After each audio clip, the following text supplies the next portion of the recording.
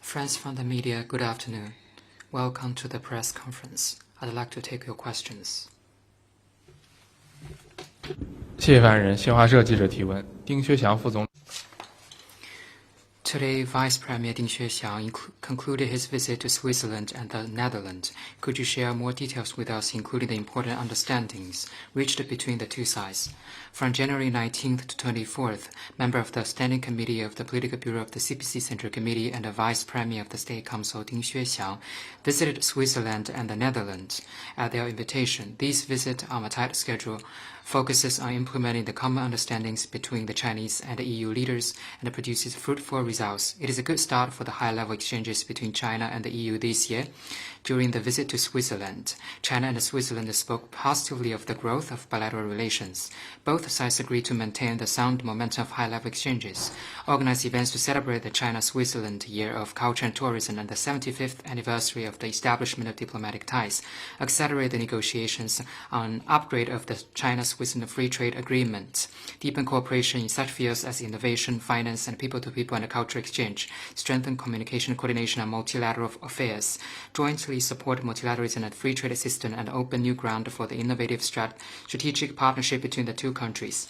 During the visit to the Netherlands, China and the Netherlands had an extensive and in-depth exchange of views on bilateral relations and issues of mutual interest. Both sides applauded the practical cooperation in trade, economic exchange, agriculture, and water conservancy, among other fields, agreed to uphold open cooperation, continue exploring drivers of cooperation in green development, technological innovation, and other fields, and jointly keep the global industrial and supply chain stable and unimpeded. The two countries expressed their firm support for multilateralism and willingness to strengthen communication on major international issues, jointly tackle global challenges such as climate change, and contribute to world peace, stability, development, and progress. A question from AFP. India said yesterday that its foreign secretary will visit Beijing from Sunday to Monday. Can China confirm this visit and give any additional details? Thank you. Last October, President Xi Jinping and Indian Prime Minister Modi reached important common understandings on improving and growing bilateral relations when they met on the sidelines of the BRICS summit in Kazan. Recently, both sides have acted to earnestly implement these common understandings. Chinese and Indian foreign ministers and defense ministers met with each other on multilateral occasions. The 23rd meeting between the special representatives of China and India on the boundary question was concluded with positive outcomes. Both sides agreed to improve and strengthen interactions, resume institutional dialogue, as well as exchanges and cooperation in various fields, and work to bring the China-India relations back on the track of sound and steady growth at an early date. We welcome Foreign Secretary's travel to China for the meeting of the Foreign Secretary Vice Minister mechanism between China and India. We will release relevant information in due course. Please stay tuned. Next, please. RIA Novosti. Yesterday, U.S. President Trump said that he hopes that China will play an important and constructive new role in ending the war in Ukraine. Would China take new measures to end the crisis? Dialogue and negotiation is the only viable way to resolve the Ukraine crisis. We're happy to see that all parties play a constructive role and build conditions for de-escalation and the political settlement of the crisis. China will continue to promote peace talks and maintain communication with other parties. Next, please.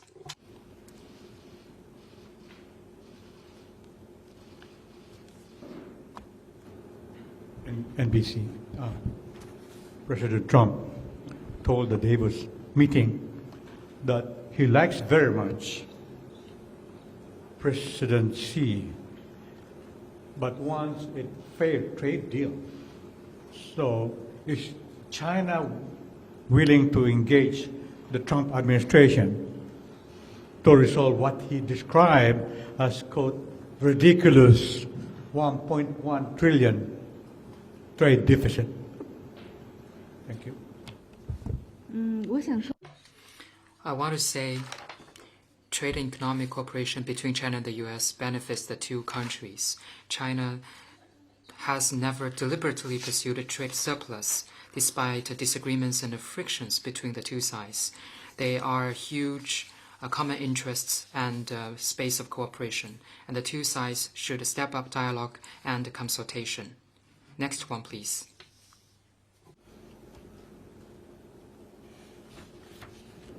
Good afternoon. A question from Reuters. Please could you confirm whether the case of a Japanese schoolboy stabbed to death in Shenzhen in September was held today at Shenzhen Intermediate People's Court? Thank you. 我可以告诉你的是，这个案件已经进入司法程序。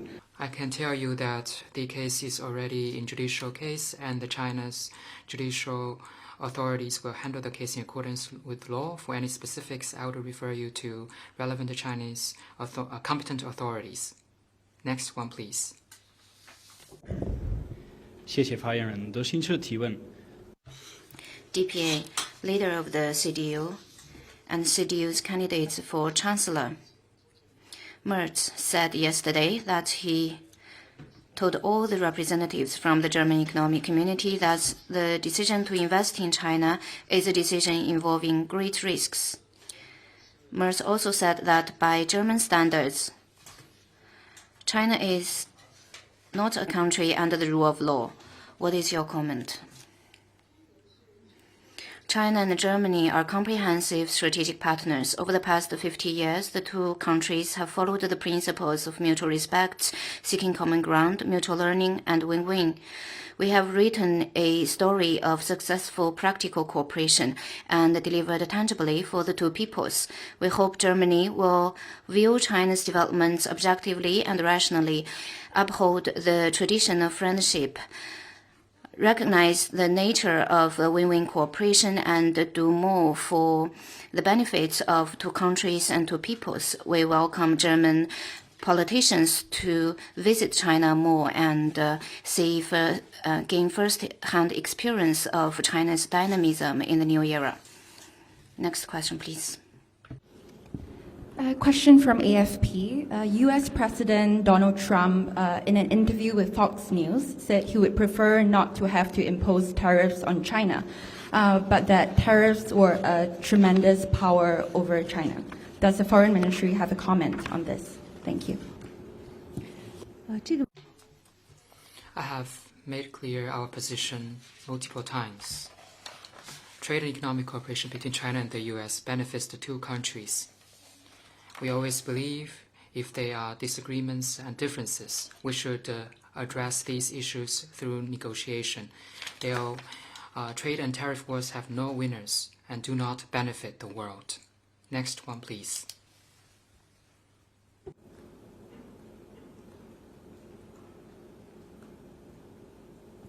谢谢发言人。总台央视记者提问。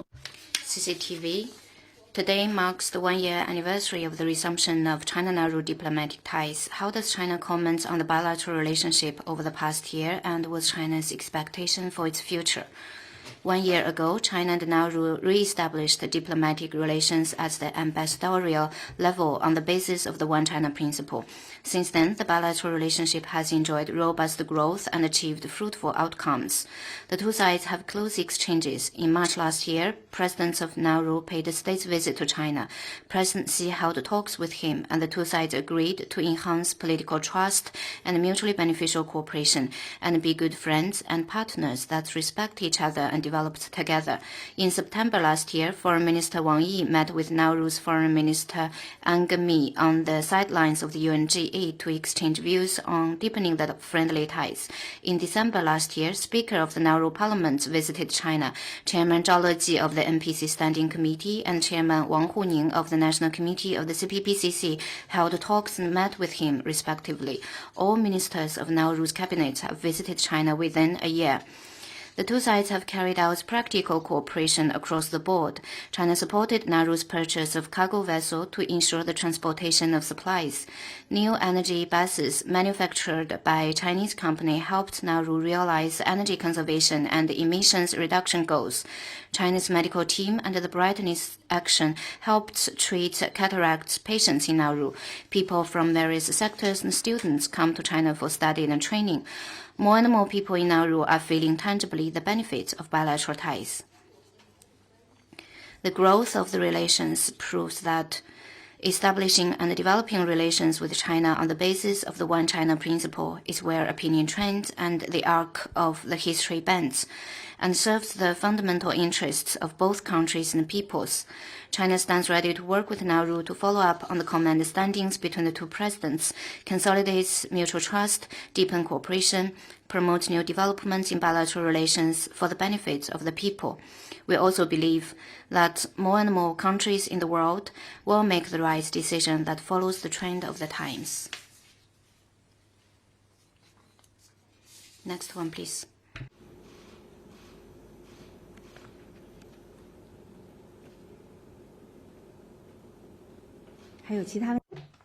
Any other questions?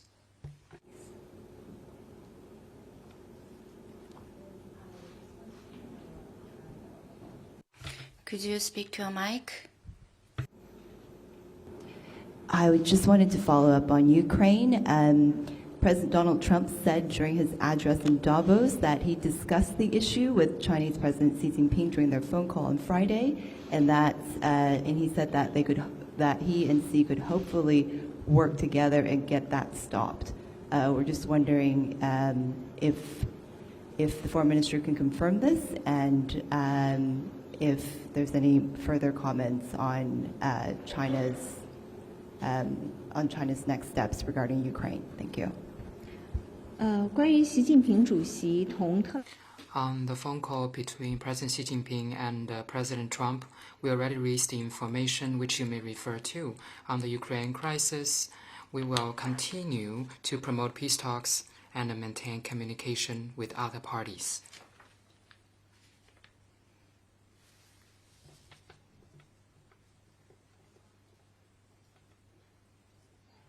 Next one, please. Any other questions? This is the end of today's press conference. Thank you.